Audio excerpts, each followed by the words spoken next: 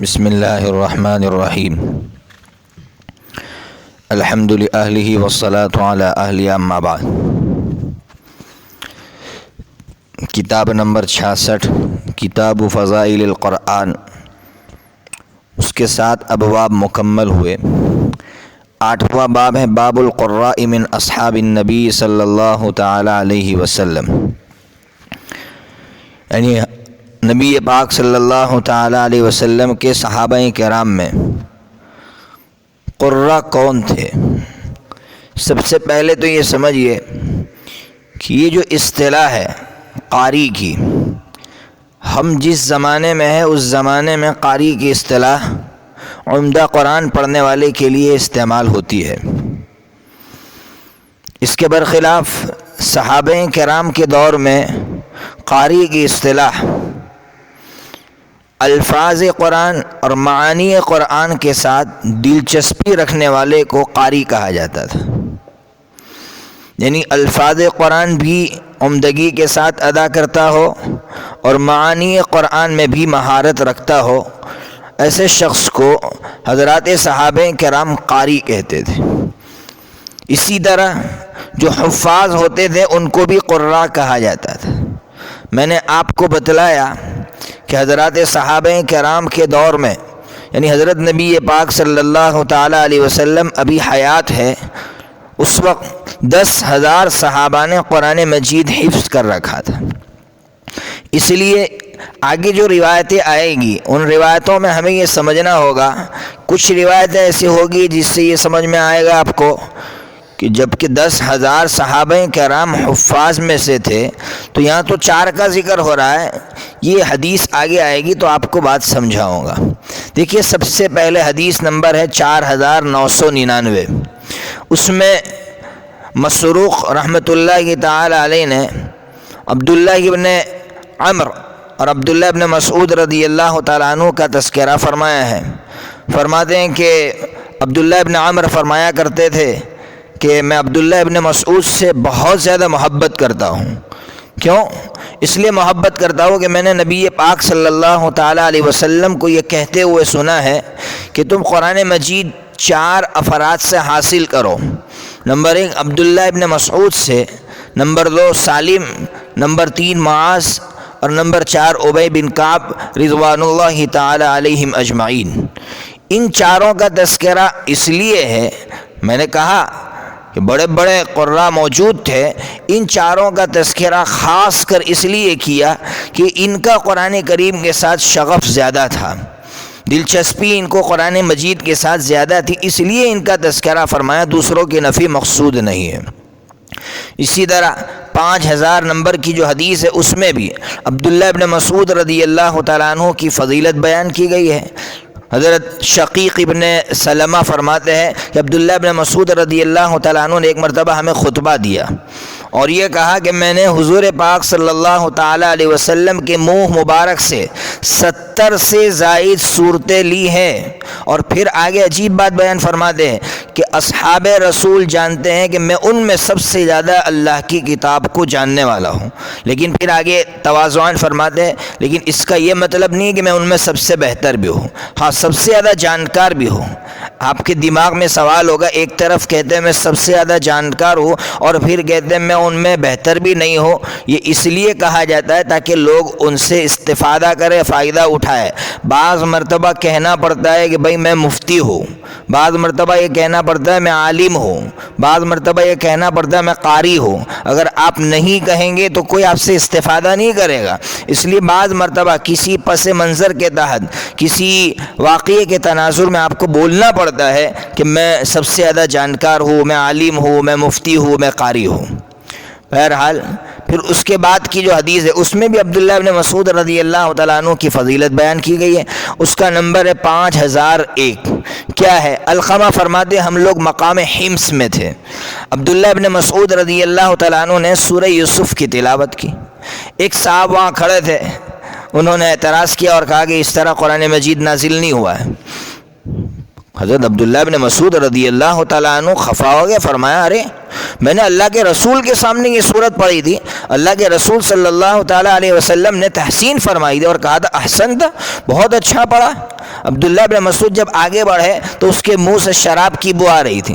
حضرت عبداللہ بن مسعود سمجھ گئے کہ اس نے شراب پی رکھی ہے، اس لیے اس طرح کی بکواس کرتا ہے۔ تو عبداللہ بن مسعود رضی اللہ تعالیٰ عنہ نے فرمایا تو یہاں دو جرم کر رہا ہے، ایک تو اللہ کی کتاب کی تکذیب کر رہا ہے، اس کو جھٹلا رہا ہے، اور شراب تک پی رکھی ہے، یعنی جس کو ہماری زبان میں کہتے ہیں کہ چوری اور سینہ زوری۔ حضرت عبداللہ بن مسعود رضی اللہ تعالیٰ عنہ نے حکم فرمایا کہ اس کو حد لگائی جائے، شراب کی حد لگوانے کا یا آپ نے خود لگانے کا حکم فرمایا۔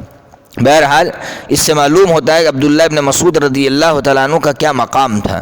اسی طرح 5002 نمبر کی جو حدیث ہے اس میں بھی عبداللہ ابن مسعود رضی اللہ تعالیٰ عنہ کی فضیلت بیان کی گئی ہے۔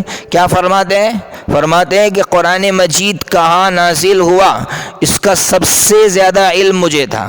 فرماتے تھے کہ اگر مجھے معلوم ہو جائے کہ کوئی مجھ سے زیادہ کتاب اللہ کو جانتا ہے، اور فرماتے وہ جہاں تک ہو دنیا کے کسی بھی کونے میں وہاں تک پہنچ جاؤں گا اور اس سے علم حاصل کروں گا۔ یعنی ایک طرف تو ان کی طلب، ان کی چاہت معلوم ہو رہی ہے، اور دوسری طرف آپ سمجھ رہے ہیں کہ اس سے عبداللہ ابن مسعود رضی اللہ تعالیٰ عنہ کا مقام بھی معلوم ہو رہا ہے۔ آگے کی جو حدیث ہے اس کو سمجھنے کی ضرورت ہے۔ 5003 نمبر کی حدیث ہے۔ فرماتے ہیں قتادہ فرماتے میں نے حضرت انس بن مالک رضی اللہ تعالیٰ عنہ سے سوال کیا کہ حضور پاک صلی اللہ علیہ وسلم کے زمانے میں قراء کتنے تھے، حفاظ کتنے تھے؟ تو جواب دیا کہ 4 تھے، اور چاروں کے چاروں انصاری تھے۔ کون 4؟ تو کہا ابی بن کعب، معاذ بن جبل، زید بن ثابت اور ابو زید۔ عجیب بات فرما رہے۔ آپ کے دماغ میں بھی سوال ہوگا کہ سوال کر رہے حضور کے زمانے میں حفاظ کتنے تھے، تو کہہ رہے 4، اور وہ بھی کہہ رہے چاروں انصاری، جبکہ ابھی بتایا کہ 10,000 صحابہ حفاظ میں سے تھے۔ اب اس کا کیا جواب؟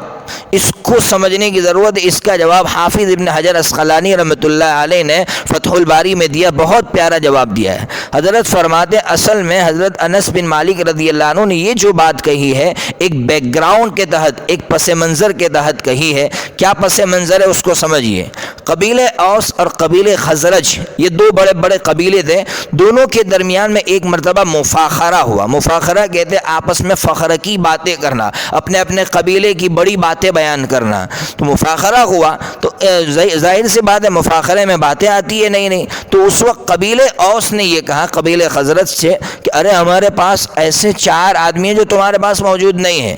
کہا کون سے؟ تو کہا ایک تو وہ شخص ہیں جس کے مرنے پر اللہ کا عرش ہل گیا، سعد ابن معاذ رضی اللہ تعالیٰ عنہ کی وفات پر اللہ کا عرش ہلا تھا۔ پھر فرمایا دوسرا وہ شخص ہے کہ ایک گواہی دے تو 2 کے قائم مقام ہیں۔ کون ہے وہ؟ تو کہا خزیمہ ابن ثابت۔ اب حضور پاک صلی اللہ علیہ وسلم نے کہا تھا ان کے بارے میں کہ خزیمہ 2 کی طرف سے کافی ہو جائیں گے۔ پھر فرمایا کہ تیسرا کہ جس کے مرنے پر فرشتوں نے ان کو غسل دیا تھا، وہ حنظلہ ابن ابی عامر رضی اللہ تعالیٰ عنہ تھے۔ پھر فرمایا کہ چوتھے وہ شخص ہیں کہ جو جب مر گئے مشرکین مکہ نے ان کا مصلح کرنا چاہا، ان کی لاش کو بگاڑنا چاہا، اللہ تبارک و تعالیٰ نے شہد کی مکھیوں سے ان کی لاش کی حفاظت فرمائی دی، یعنی حضرت عاصم ابن ثابت انصاری رضی اللہ تعالیٰ عنہ۔ آپ سمجھئے یہاں کہ بڑے بڑے لوگوں کی بات کی تو قبیلہ خزرج نے کچھ نہیں کہا، مقابلے میں یہ کہا کہ دیکھو ہمارے پاس 4 حافظ ہے، ہمارے پاس 4 بڑے بڑے قراء ہیں جنہوں نے قرآن مجید کو جمع کیا۔ پھر ان 4 کا نام لیا، جب 4 کا نام آیا تو قبیلہ اوس والے خاموش ہو گئے۔ دیکھیے یہاں تو ایک سوال کا جواب بھی ہو گیا کہ یہاں جو 4 کا تذکرہ اس لیے ہے، مفاخرے کی وجہ سے ہے۔ دوسری بات یہ سمجھنی ہے کہ ہمیں یہ سمجھنا چاہیے کہ صحابہ کرام کی نظر میں قراء کی، صحابہ کرام کی نظر میں حفاظ کی، قرآن مجید کے عالم کی کتنی قدر تھی کہ اتنے بڑے بڑے لوگ، اگر میرے خاندان میں کوئی ایسا شخص ہو کہ جس کی وفات پر اللہ کا عرش ہل گیا تو میں جھومتا رہوں اور میں ہوا میں اڑتا رہوں، لیکن میرے گھر میں اگر حافظ ہو تو میں کبھی خوش نہیں ہوتا اور میں کبھی جھومتا نہیں ہوں، اس لیے کہ حافظ کی قدر نہیں ہے۔ ہم لوگ تو بڑے بڑے کرامتی انسان کو بڑا سمجھتے ہیں کہ بھئی یہ کرامتی انسان ہے، اس سے کرامتیں صادر، اور سب سے بڑی کرامت یہ ہے کہ اس نے قرآن مجید اپنے سینے میں حفظ کیا ہے۔ اس لیے سمجھنا چاہیے کہ حضرات صحابہ کرام کے دور میں ایک حافظ کی کیا قدر تھی۔ اس کے بعد کی جو روایت ہے 5004 نمبر کی حدیث، اس میں بھی بیانی وہی ہے، لیکن اس میں ایک نام بدل گیا، ابو الدرداء رضی اللہ تعالیٰ عنہ۔ ابی بن کعب کی جگہ نام آیا ابو الدرداء، لیکن یاد رکھیے حضرت امام بیہقی رحمۃ اللہ علیہ فرماتے کہ یہ وہم ہے، ابی بن کعب ہی صحیح ہے۔ ابو الدرداء کا نام غیر محفوظ ہے، نام ہونا چاہیے ابی بن کعب۔ اس کے بعد ہے 5005 نمبر کی حدیث ہے، اس حدیث کو بھی سمجھیے۔ حضرت عبداللہ ابن عباس رضی اللہ تعالیٰ عنہ فرماتے ہیں حضرت عمر رضی اللہ تعالیٰ عنہ نے فرمایا علی اقضانا و ابی اقرؤنا، فرماتے کہ علی ہم میں سب سے بڑے ہیں فیصلہ کرنے کے اعتبار سے، اور ابی سب سے بڑے قاری ہیں۔ یہاں حضرت امام بخاری رحمۃ اللہ علیہ حدیث صرف اس لیے لائے ہیں کہ ابی بن کعب رضی اللہ تعالیٰ عنہ کا مقام بیان کرنا چاہتے ہیں، لیکن آگے حضرت عمر رضی اللہ عنہ نے کتنی پیاری بات فرمائی وہ سنیے۔ فرماتے ہیں کہ بے شک ابی بہت بڑے قاری ہے، لیکن ہم اس کے باوجود ابی کی قرات کو بہت سی جگہوں پر چھوڑ دیں گے۔ کیوں بھائی؟ اس لیے کہ حضرت ابی بن کعب رضی اللہ عنہ نے جو اپنا مصحف تیار کر رکھا تھا، اس میں انہوں نے منسوخ آیتیں بھی لکھ رکھی تھی اور اس کی بھی تلاوت کرتے تھے۔ حالانکہ منسوخ آیتیں جب منسوخ ہو گئی تو اس کو لکھنے کی ضرورت نہیں تھی، لیکن اس کے باوجود وہ اس کو پڑھا کرتے تھے اور اس کو انہوں نے لکھ رکھا تھا۔ یہاں سمجھنے کی بات، بہت بڑی بات جو حضرت عمر فاروق رضی اللہ عنہ نے ہمیں یہ سمجھائی ہے کہ کسی کی اندھی تقلید بھی نہیں ہونی چاہیے، چاہے وہ کتنا ہی بڑا انسان کیوں نہ ہو۔